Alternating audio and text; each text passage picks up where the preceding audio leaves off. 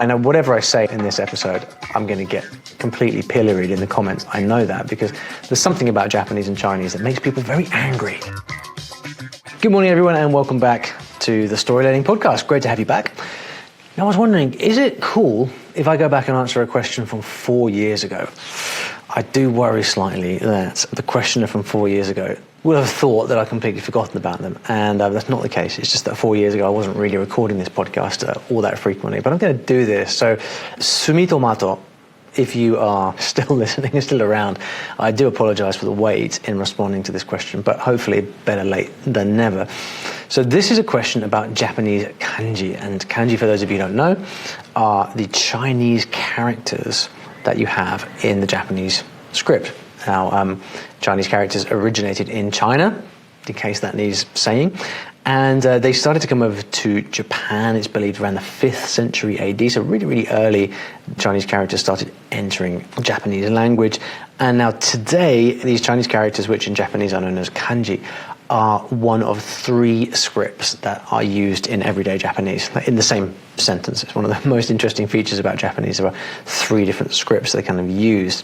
And typically, it's super fascinating. Typically, the way that this turns up is that names and objects and verbs are written with Chinese characters, because the characters often have some meaning embedded in them.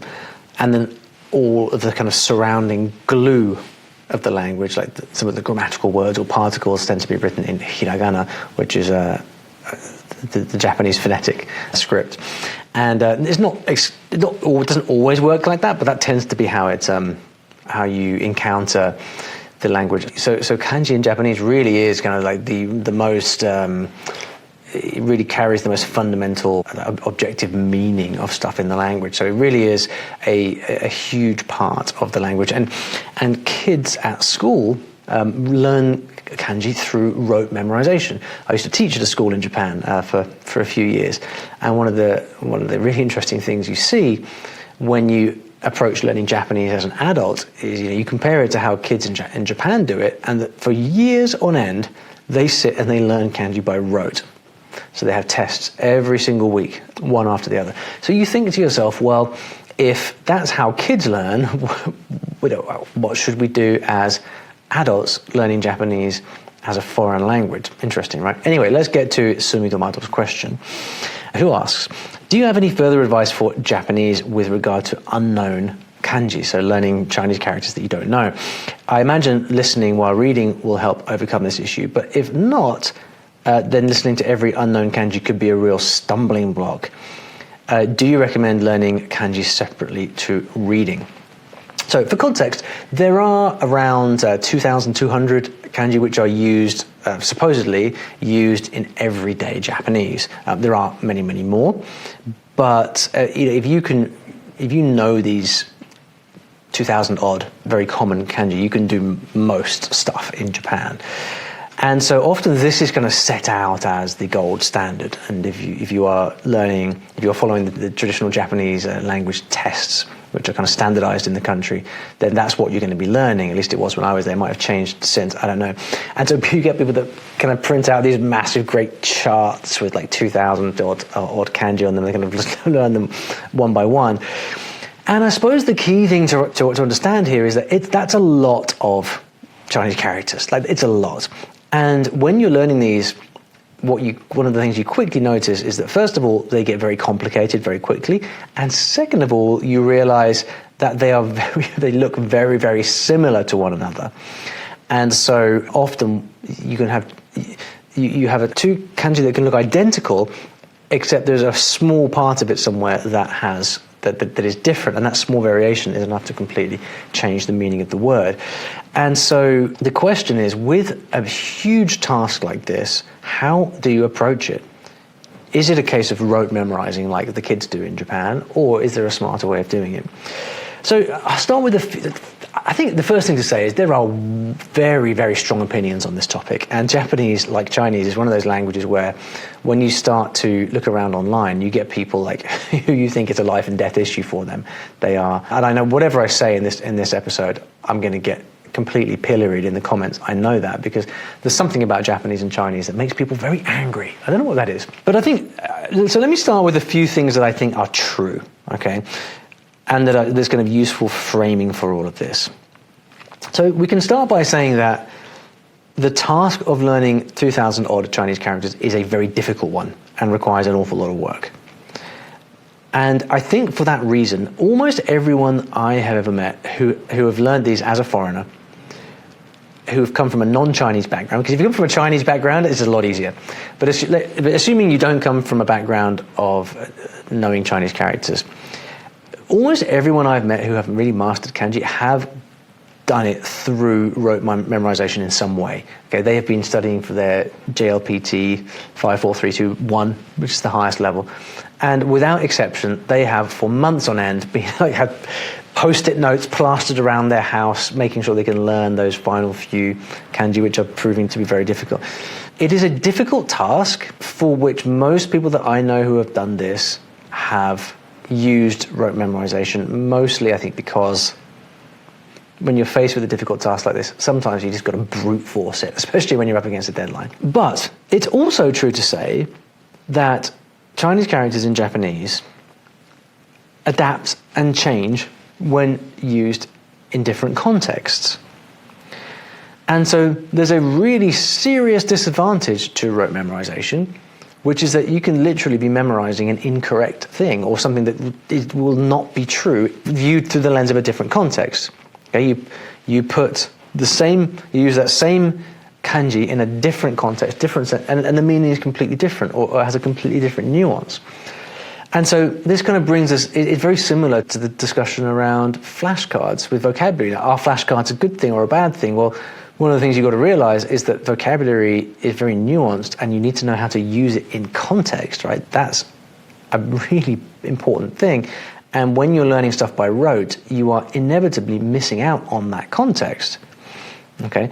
So you've got to acknowledge, I think, just by pure pragmatics, you are going to be using rote memorization because it's such a big task. But you've also got to acknowledge that without context, you're absolutely stuffed. The other thing to realize is that, unlike the other scripts in Japanese, when you are learning a Chinese character, a kanji, I'm using these two words interchangeably, Chinese character and kanji, it means the same thing. When you learn to read and write, that's independent of the pronunciation, right? You don't know how to pronounce those kanji. So you can in theory learn all 2,000 odd kanji by reading and writing, but you might not know how to pronounce them. And indeed, that same kanji in a different context will change. Many kanji have two different readings, two different ways to pronounce them, as if it wasn't already difficult enough. So you've got to contend with the question of, do you want to be in a position where you can read and write all of them, but you can't pronounce them? And the answer to that is obviously no. And so these, for me, are the 3 or 4 kind of really important contextual things to understand. And also, I should say, because I think this is important to be upfront about, I have not mastered Japanese kanji myself. And this has been I think something that I really regret about my time in Japan. I'm reasonably good, but there's a lot that I don't know. And I think to a large extent, it's because I was familiar with my story. I was really getting going with Japanese, really becoming quite fluent towards the time when I left. And I've been prioritizing speaking over learning to read and write. So it was kind of imbalanced. My 3.5 years in Japan were really a story of like just figuring out how to learn. I'm actually full of regrets about how I used my time there, but I have enough experience there to know that were I to do it again, or were I to take it seriously, I know exactly what I would be doing and what works. I think I kind of figured out what works and the truth of the matter a little bit too late, unfortunately. But so I guess this is kind of a case of do what I say, not what I do. But I consider myself aware enough to be able to give this advice while also acknowledging my own limitations on that front.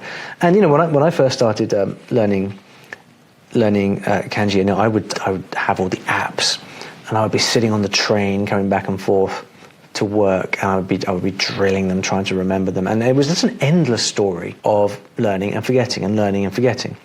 I've got to say, from my experience, the kanji that I learned that really stuck, including many quite complicated ones, were ones where I was sitting down with a teacher who was explaining to me, like, here's the proper stroke order, here's how to fix your dodgy writing, here's how to pronounce the word, here's what it means, here are a few, let's explore this word, you see how this part relates to this word over here, here's the radical. The ones that I remember, I really went deep on. It wasn't just me sort of sitting there looking at it, trying to memorize it like so many people do with flashcards. The ones that I really got inside were the ones that I remembered. And what's the relevant thing there is the context. And it's knowing how to use the word in different ways. And then the stuff that really stuck, so the kanji that I learned that I still recognize and can still read today, 15 years later, is it 15 years? Yeah, almost 15 years later. The reason I remember them is because I had learned them, often some technically first. I would learn to read them and then to write them. But then I would also read them in context all over the place, right? Obvious example of this is train kanji. For anyone who's spent any time in Japan, some of the first Chinese characters you'll learn are those for trains, because you're taking trains all the time and you're having to read train maps and things like that. So you very quickly start to learn the characters for anything to do with trains, right? Like the fast train, the slow train, the local train, exit, entry, all of this stuff. Because why? Because you see it in context on a daily basis. So then extrapolate that to everything else in the language. And that kind of shines a light on the pathway forward, right? I believe to my core that the correct way to learn kanji is in a three-dimensional way. So you don't just learn to read and recognize with flashcards, you learn to write at the same time. You must learn to read and write, and you must also learn the pronunciations at the same time. And then you must also read widely enough that you actually see the blooming things in context so you can recognize them. And then you must learn to then use them yourself so that you actually, often for me that was texting with people on the phone. I would be texting with friends and I would make an effort to really write with the proper kanji. And sometimes you write and you use the wrong one, because sometimes the same pronunciation can be like 5 different kanji, and you screw up. But it's this kind of huge holistic circle. And I think that the only way that you can really actually learn all of these while actually hoping to develop true competency in the language is by using it holistically like that. And this is why it's such a big task. Now, if I were to go back and do everything again from the beginning, I think what I would do is, from day one, I would say to myself, I'd give myself a pep talk and I would say, right, Ollie, from day one, you are spending 2-3 hours a day learning kanji. I would take lessons, I would go through a textbook, and I would go in depth with everything I'm learning, but I would do it properly, and I would just accept this is going to take 1 or 2 years to do. And I think realistically, you hear stories about people kind of like time hacking, 80-20ing, all this. I mean, I think, sure, you can do that, but it's performative, it's superficial, it's not long-lasting. A language like Japanese, in the best case anyway, is a 5 to 10 year project. Like, no one's going to convince me that that's not the case. People will tell you that they kind of hack their way through in less time, but you know what, as the great Steve Kaufman says, learn it quickly, forget it quickly. I don't want to say the best way forward. What I would do if I was doing it again is I would start my Japanese journey by saying, look, if I just get to grips with kanji from the beginning and I learn it properly, I get help from a teacher, so I've got accountability. I go through these textbooks so I have structure, and I just stick with it and tell me, look, this is a lot of work, but it's going to be worth it when I come out the other end. That's exactly what I would do. I would treat it almost like a full-time job, and I would just try to crack that nut as quickly as possible. And then if you do that, I think you can do it in 2 years, maybe 1 year, but then you really do open up the entire language, because kanji is the key to everything in Japanese in the end. You know, it is the key to understanding, to unlocking the culture, to understanding how people think. I think people view their own language through the lens of Chinese characters, and you see people play all kinds of word games. So often when you hear people in Japan just talking among themselves, you know, someone will introduce themselves, and the first thing they'll ask is, oh, is it written that way or that way? And the Chinese character that you use it changes the meaning of someone's name even. So it really is the lens through which you look at the whole thing. And I think if anyone's struggling with kanji in general, my guess would be that it's because you are either not putting enough time in, or you are treating it in too superficial a way, and you are finding that this kind of rote memorization is causing you, it's like pouring water into a bucket full of holes. That is my view on kanji. I welcome your feedback in the comments, by the way, as long as it's constructive. We don't need any more vitriol about the best way to learn Japanese and Chinese, but I welcome your thoughts in the comments. And of course, like the real key to learning this stuff is by going deep and making sure you have rich context. And if you like help with this, you can download my grammar and vocabulary study sheet, which is free. You'll find the link in the description. And this is basically a helpful way for you to capture things that are important for you. So if you're reading or listening or speaking and you come across a word, or in this case, a Chinese character that you really, really want to learn, this is a space for you to actually write it down and write down the phrase that it comes in so you remember how to use it. You can write down the pronunciation, and this is going to help you really bring your focus and attention to the language that's meaningful for you. So thanks for listening. I hope that was useful for you, and I'll see you back in the next episode of the Story Learning podcast.